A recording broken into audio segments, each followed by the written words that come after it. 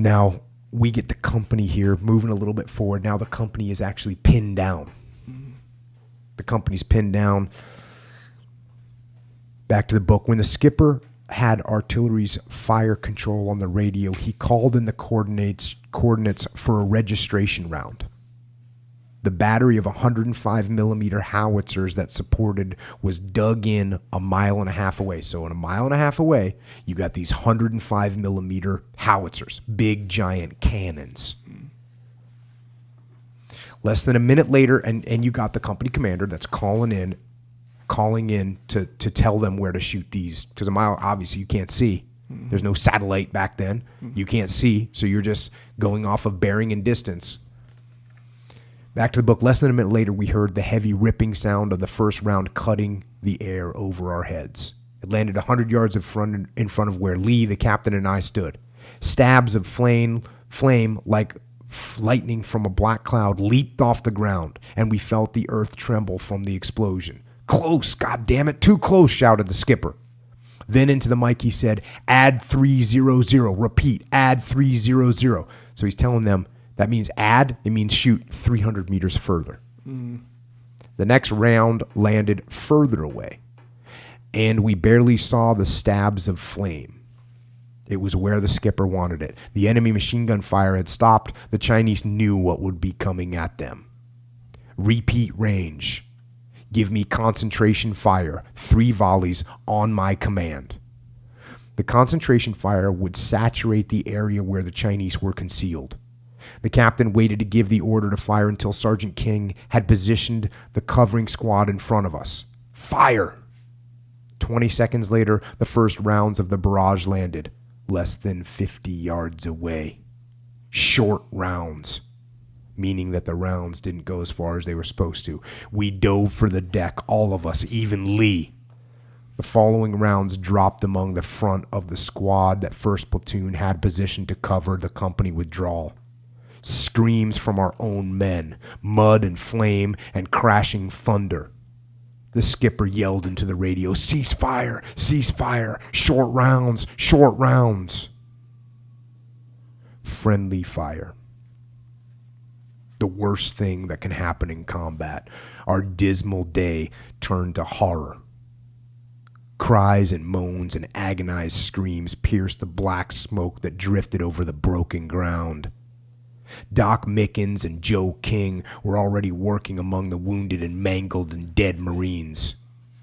Bill Davis and Ed Topple, the other platoon corpsman, sprinted across the field to help.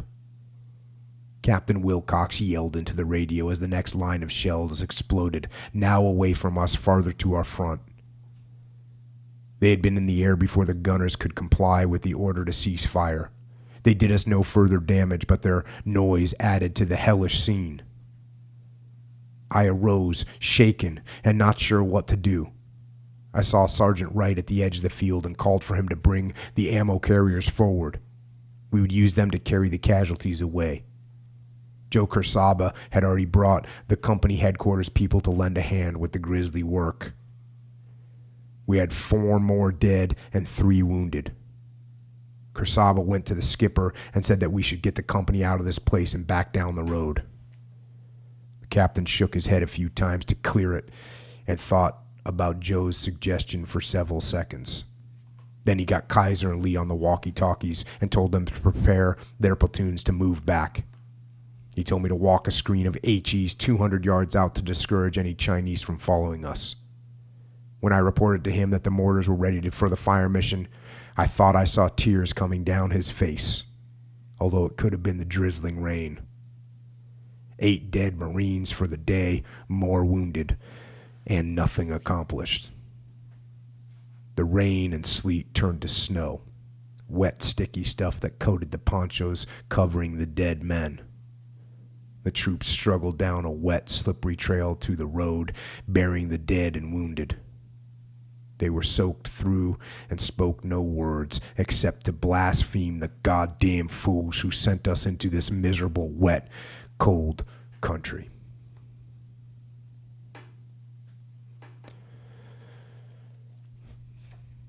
Friendly fire.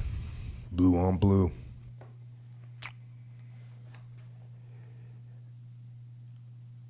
think about it. Try and keep it in the front of your head.